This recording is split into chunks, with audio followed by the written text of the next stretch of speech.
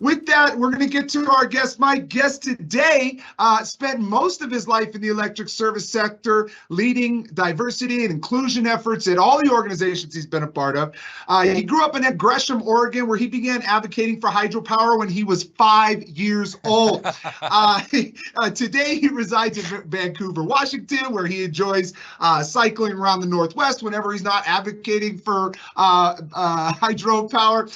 Able to lead tall wind turbines in a single bound, stronger than a small modular reactor, faster than a spinning rotor. Ladies and gentlemen, Northwest RiverPartners Executive Director, a true driving force for public power, and one heck of a great guy.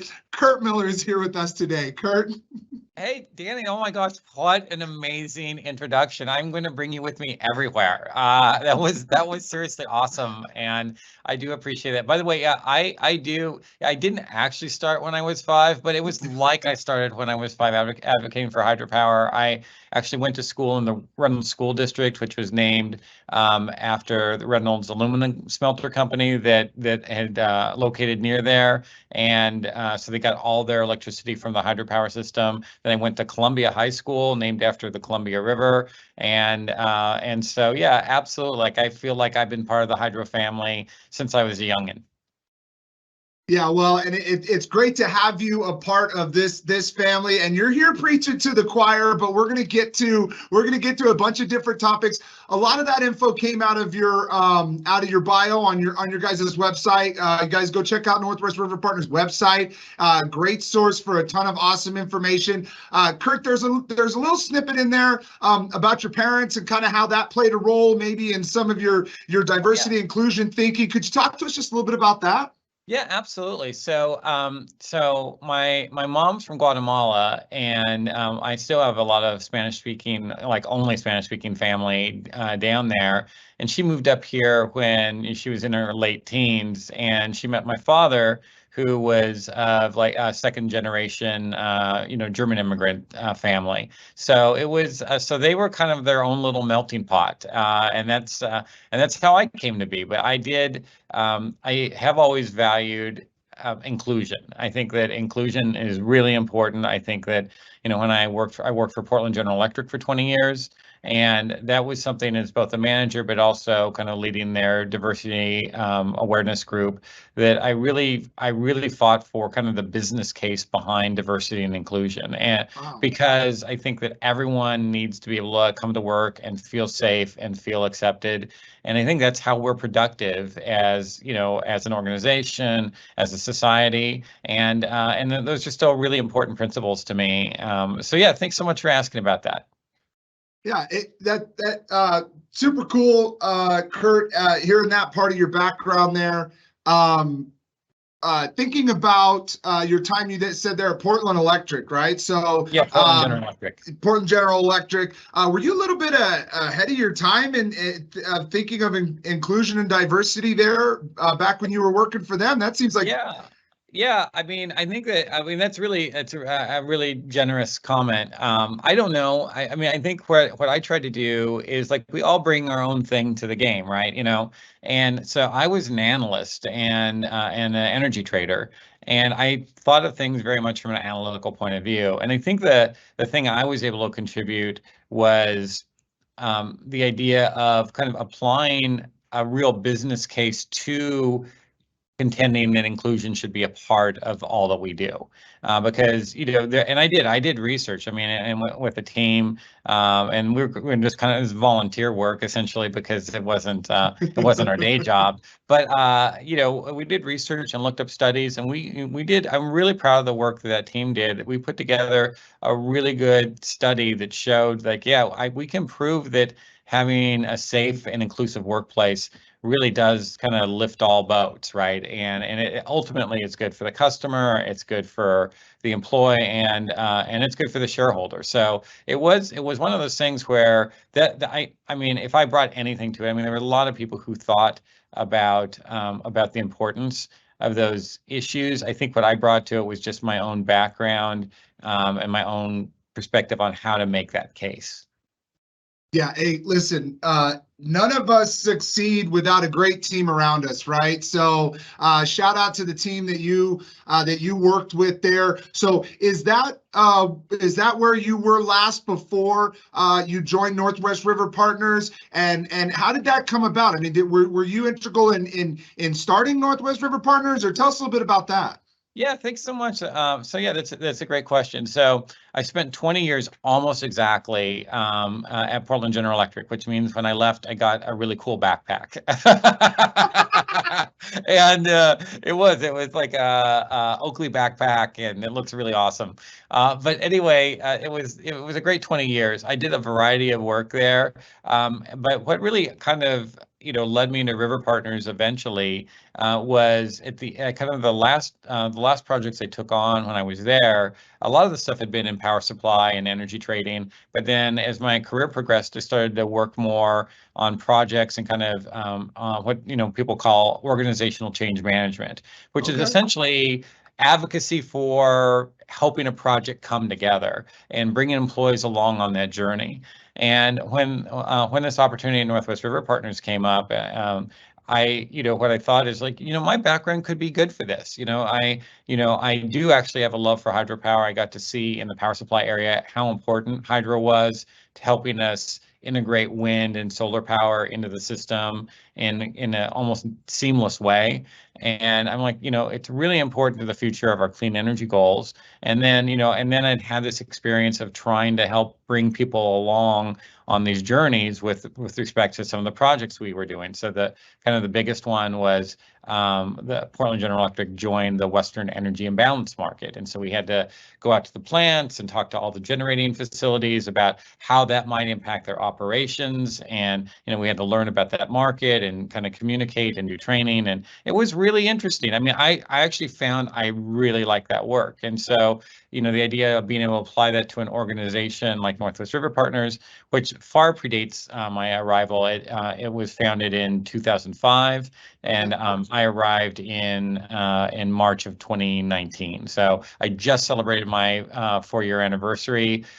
I can't even believe it's been 4 years. Sincerely, I mean that. I was like, time has flown by so fast. As we're all just so busy these days, there's not a lot of time to stop and smell the roses. Although Kevin Nort, who is Northwest River Partners board chair, is constantly admonishing me to stop and smell the roses. So I'm going to try to do a better job at that. Oh man, hey, shout out to Kevin Nort. Another podcast OG. We appreciate Kevin so much for his support of this effort, and now Rich. Our leadership here really does a fantastic job supporting this. And hey, we got an OCM team starting up here. I think they're about 3 years in now. They're doing great work. Now you're kind of doing like OCM for the Northwest, right? Right. With this, Yes, I with am. this. Exactly. I do. I feel like that. And I love that. I mean, I do. You and I kind of had a chat offline a little bit, and this is maybe jumping ahead, but that's kind of Go what for it. advocacy, that's kind of what advocacy is, right? Our advocacy is on behalf of our membership. Like, Grant PUD is one of our members. We have about 100 different member organizations across the Northwest that provide support and funding for the organization. And our advocacy is making a case and bringing people along and it sounds like you're familiar with organizational change management. At the heart of OCM is the question of why. Like, employees or staff or even management, whoever, right? They will do stuff if they think there's a good reason to do that stuff, right? And so you have to make that case. And so that's what we do. Like and I really appreciate you kind of framing it like that, because I hadn't thought about it like this in a while. But what we do is we make the case for the why for hydropower. And we do that with the community at large, with the general public, but also with policymakers. And so that's why there is a Northwest River Partners, is to kind of make that case, to make sure that it can still be a productive part of the energy future. And believe you me, the energy future needs hydropower. I promise you that. I know that you guys know that. But it's important also that the public doesn't forget about us, and that the policymakers don't forget about us, because we need positive pro hydropower policies to continue to make sure that we're cost effective and viable. Yeah, you talk about policymakers and I'm assuming that you're talking about maybe the political world a little bit. So do you guys get into the realm of lobbying at all? And what are some of your advocacy strategies? T-shirts and bumper stickers? I mean, what are we talking about? That's awesome. So yes, so sometimes people call me a damn lobbyist. And I hope that there's no N at the end of that. But I am not, I am not a lobbyist. You have to spend a certain amount of your professional, time, lobbying to be considered a lobbyist. We do meet with policymakers, with members of the Northwest delegation. Most of our focus is kind of on the federal level, and so we mostly meet with members of the Northwest congressional delegation. But we do work with lobbyists, and lobbyists are people too. So just we have to remember that, and they're great people, and you really do need people who are experienced with government affairs when you want to participate effectively in that realm. So we do some of that work, but our advocacy also, and we do have bumper stickers. And I wished I had put my bumper sticker up. There's one at the back of my colleague's computer, but I'm not going to try to mess with my camera. But we have a Save Our Dams bumper sticker. Yeah. We have, we do a podcast, and as you know, we also have done big campaign, like big digital media campaigns and big television campaigns, depending on what the need is. So, and then we also do grassroots stuff. So we have a list of several thousand folks who have signed up to get information from Northwest River Partners, and so we will call them into action when we need their support for a policy initiative, and that's something we're growing. We've seen other organizations, and that's the thing that I've tried to add since I've been here. This organization has a really good history, but the one thing I think that I saw is there were ways for us to continue to improve. And if you look at what some of the other environmental activist organizations do, they're very, very effective. They're very effective both with their lobbying, with their government affairs, with their grassroots, with their campaigns. And I'm like, hey, there's a model out there for us to follow. And so let's follow that model and be successful. And we've done a lot of really cool stuff. I mean, seriously, in the 4 years I've been here, I'm just really proud of, of what we've been able to do with our membership. No, hey man, that is so cool to hear. Hey, and shout out to my podcast brother from another podcast mother, Austin over there. Still looking forward. Still looking forward to check it out, and I highly recommend. I don't know if we've got it in the chat yet, but we're going to drop a Spotify link. You guys got 4 episodes in. I believe there's one coming out tomorrow. So definitely check out DAM, Northwest River Partners podcast, as they get out there spreading the word. So Kurt, obviously your passion and hydropower is such a big focus. There are other clean energy sources out there, and as we move towards this clean energy future and the challenges that we're facing, how much do you guys get involved in some of those other topics like that? I know you do like a lot of keynote speaking and some of that type of stuff. What would you say the percentage of time that you spend not directly focused on hydropower? And don't worry, people, we're going to get to the Lower Snake River dams. So it's all part, so when I, in my former job, Dave Robertson, who was the vice president of government affairs while I was there, I was in a meeting with him once, and he said, when we're thinking about, I'm going to paraphrase, but he was like, when we're thinking about energy policy, we should be all thinking about lifting up a lion cub and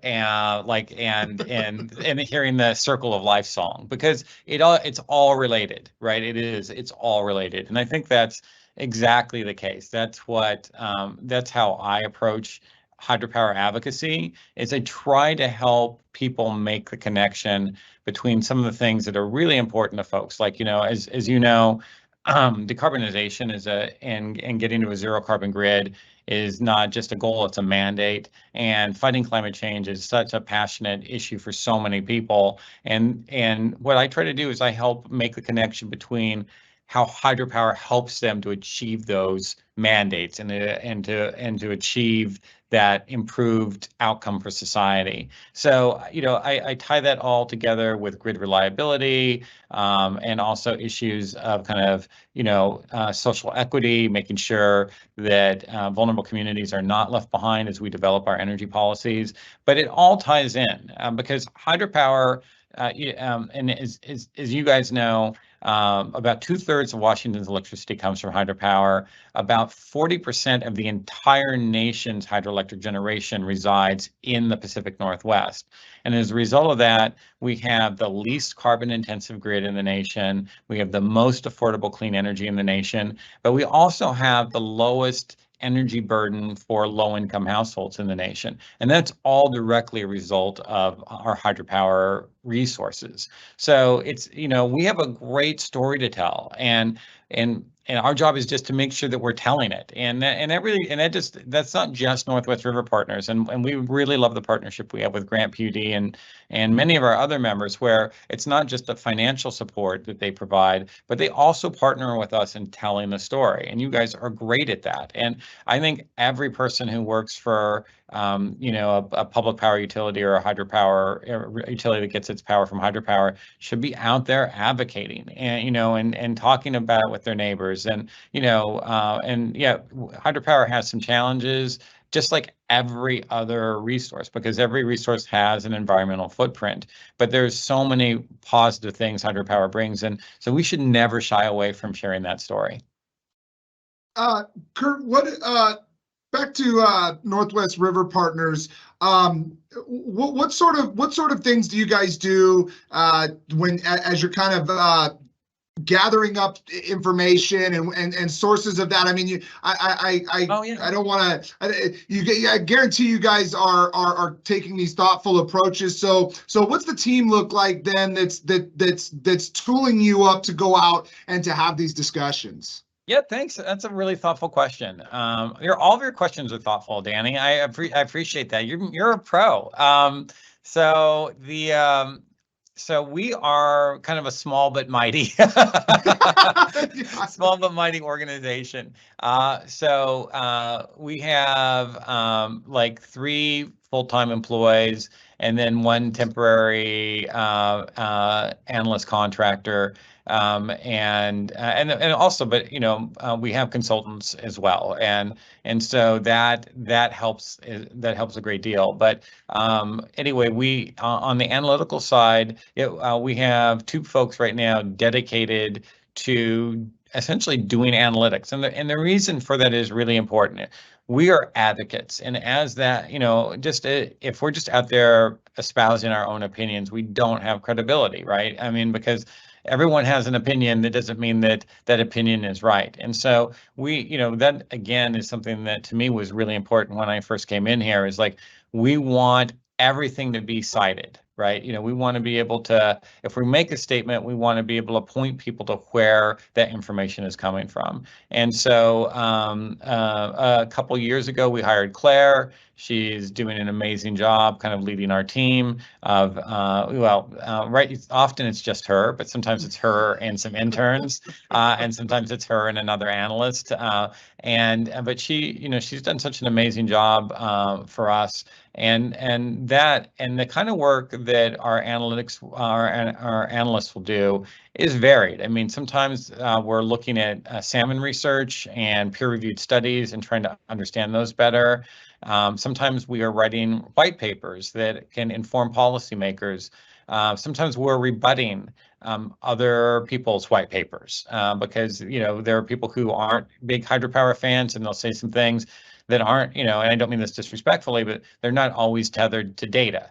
And so, our analysts will look at those issues and then kind of determine, okay, what is legitimate but what is, kind of more questionable, and we'll call those things out. So in a real polite way. And I think we always try to do that, trying to be respectful of others. So that's some of the stuff we did, but we also have hired professional consulting firms like this last year when Governor Inslee and Senator Murray decided to look at whether or not the power supply resources provided by the lower Snake River dams could be replaced.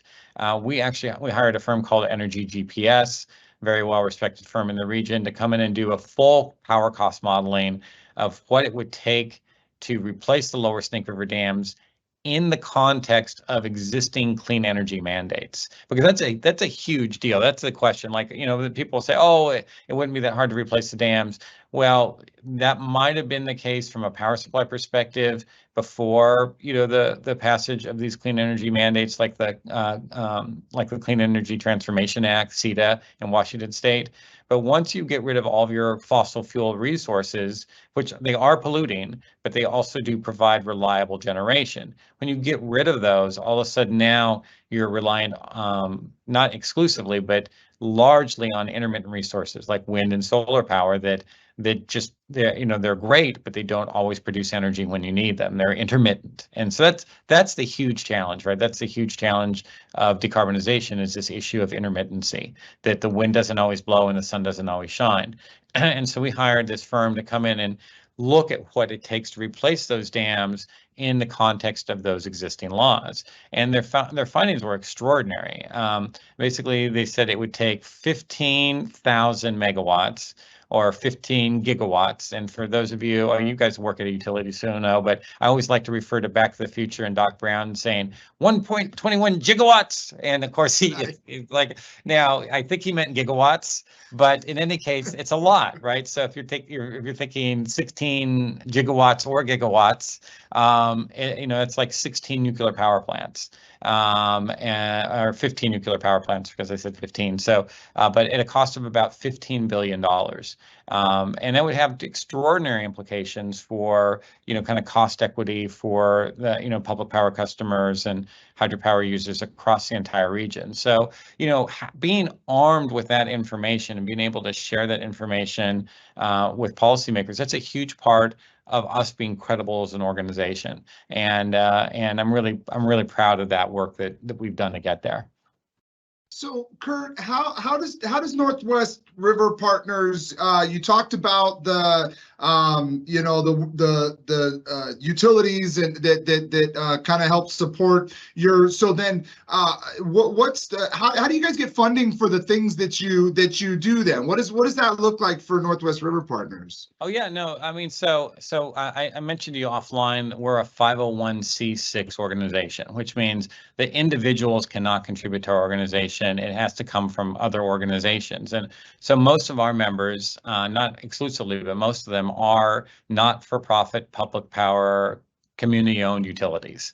And if we want to, like this last year, we ran a special campaign, and by special I mean it wasn't part of the plan ahead of time. But in support of the lower Snake River dams, we ran TV ads and billboards and social media across the entire region. And utilities stepped up, utilities and others, agricultural communities as well, who are really dependent on the energy provided by those dams. And I mean, really, at the end of the day, they're very interested. It is not a self-serving thing. I mean, they want to make sure that their communities are provided for and cared for. And so they invested in this campaign for us to raise the public's awareness of the seriousness of the issue when people start talking about trying to get rid of those dams. And so we went to our members and we were able to raise 2 times our annual dues specifically for that campaign. And it was very successful. We completely raised awareness. We changed opinions, and just by sharing the facts. And ultimately, Senator Murray and Governor Inslee decided that the dams could not be replaced, given current technologies and available energy. And especially, and this is really important, Senator Murray did not call for them to be replaced in the future. She said, we need to build up the energy infrastructure so that future policymakers could have that choice. But basically, she said, we don't have that choice now, and the dams are too important. So anyway, that's how we go about doing it. I mean, again, there's a change management element to that. I have to go and make the case to first my board of directors, and then, to see if I can go and raise funds for things like that. And then I have to go to our members, and I have to make the case of like why this is important to their communities that they serve. Man, that like I wish I had like a round of applause button for that. I mean, that must have felt so good. That must have felt so good because I mean, we all followed it. We even talked about it, in our work circles, what was going on with the Lower Snake River dams.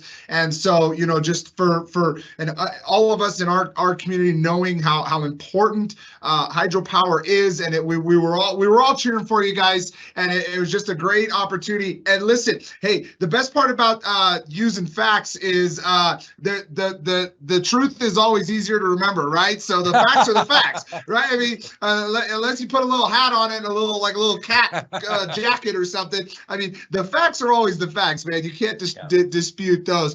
So, hey, Kurt, I want to take just a minute. Just been having a fantastic conversation with you here, but I don't want to hog up all the airspace. I do want to jump and just check with our producer, Raquel, and see if the folks in the chat have any questions for you.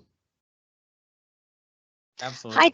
Hi, Danny. It's actually Rosalie, but that's on me. That's okay.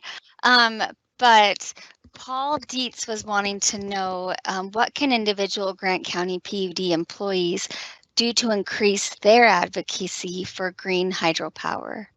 Hey, thank you so much, Paul, and I know Paul, so that's great. So thanks for providing that question. I think that I think based on the conversation we just shared, I think it's being willing to share those facts. I mean, energy is at the heart of so many important things that go on, right? I mean, energy impacts the environment, impacts agriculture, it impacts climate change. And so like there's very few topics that these days that don't somehow eventually wind their way back to energy. And so I just, I think it's really important to be willing to share that information. And also, if you're the kind of person who bumper stickers, put a bumper sticker on, and we have bumper stickers. So, my email, in case you want a bumper sticker, is Kurt, spelled Kurt, at nwriverpartners.org. And I'm happy to send a bumper sticker. Also, I'm happy to provide the studies that we've conducted, and they're all on our website under the resources tab. But we have really good information out there. So I think it's just being willing to engage your neighbors. And, there's some things that you're going to respectfully disagree with others on, but I think being willing to have those conversations, and a lot about energy, the people who work at your utility, like you're knowledgeable. So, obviously always in a nice way, as I know you would, Paul, but, just for everybody, be willing to share that information. I think that's really important. Great. And then we just had a couple of more comments and questions. Erin Harris said, thank you for joining us, Kurt, and she appreciates your dedication to hydropower and that you always share great insights and hit on the important points that help keep hydropower in the positive light that it deserves. Thank you, Erin. Oh my gosh, that's really nice. Kevin Nort also is a big fan. He said, great discussion and thanks for joining. And then he said that Danny plus Kurt is the most powerful combo on the river. And then, right? That's awesome. And then I did add the link to the dam podcast. And then Christine wanted to know if you have metrics or any sense that you would indicate that you're winning over the hearts and minds to hydropower, and if you're gaining any converts. Yeah, thank you. That's a great question. So first of all, I really appreciate the thoughtful comments and kind comments, and also the thoughtful questions. So we do polling after every campaign to see how we did. I mean, as you at Grant do, you plan, you execute, and you measure, right? And so we try to do the same thing. And yet we've had tremendous success with our campaigns since we started them about 3 years ago. And our first campaigns were really aimed at kind of a younger generation of adults who they don't grow up in schools singing about hydropower dams anymore, and so a lot of the folks who are learning about energy, they're not really learning about hydropower. And so anyway, we ran our first campaign, and we still do run it. We're running it each year. It's called Our Power is Water. And it's a 100% digital media campaign. And the first few years was aimed specifically at millennials and Gen Z, and just informing them about hydropower and how that connects to the things that are valuable to them. And we saw over a 2-year period, we saw this huge shift in their perception about hydropower. And one of the things, and this goes back to Paul's question, is like, what can we do? Well, one of the things our data show is that the more people know about hydropower, the more likely they are to support it, because it's so awesome, right? Right? I mean, it is.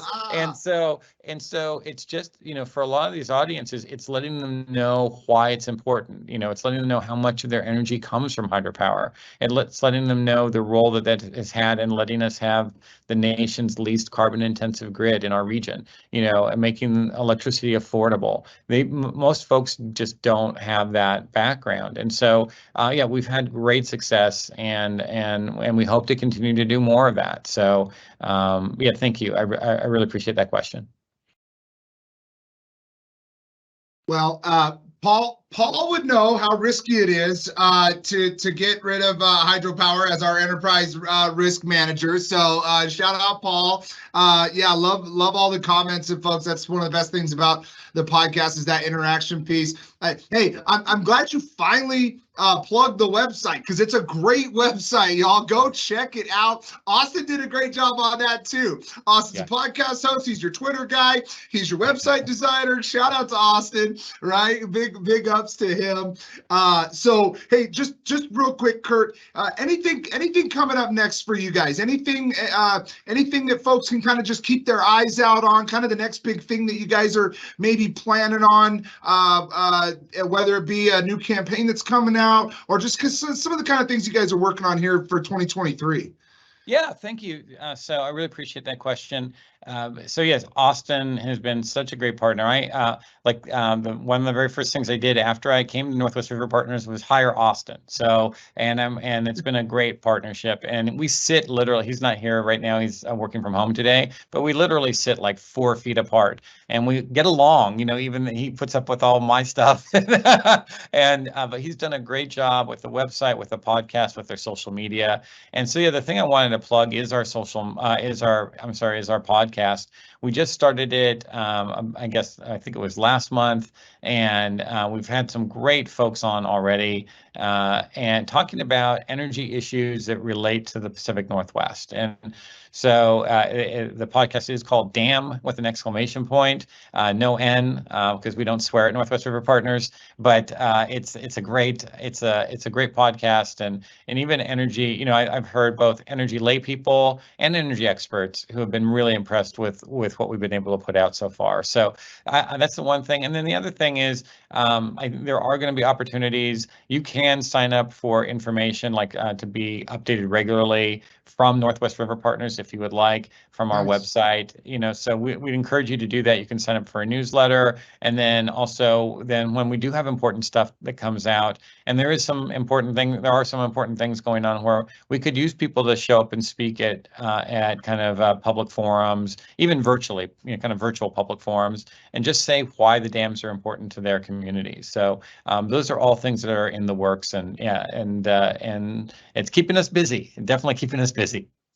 Well, I appreciate you taking time out of your busy schedule, fighting the good fight, to come join us today. One thing, all guests of the Coworker podcast receive a pair of these. So I'm gonna see if I know I got to get to Vancouver, but I think I got a pretty strong arm. Here we go. Go for it. Oh my gosh, these things are awesome. Oh, these are, I forgot if I said this is like my favorite sweater. I wore my favorite sweater today, and now I have my new favorite socks. So this is amazing. I will never forget this. And I have some BPA Hydropower Flows Here socks, but these are definitely in contention for favorite socks. Well, that's awesome. They have to be worn with sandals, and you must roll your pants up. It's not a championship belt, but you're a champion in our hearts. Kurt Miller, thank you so much for joining me today. For my guests and the entire podcast team, this is the Coworker to Coworker podcast, and we are out.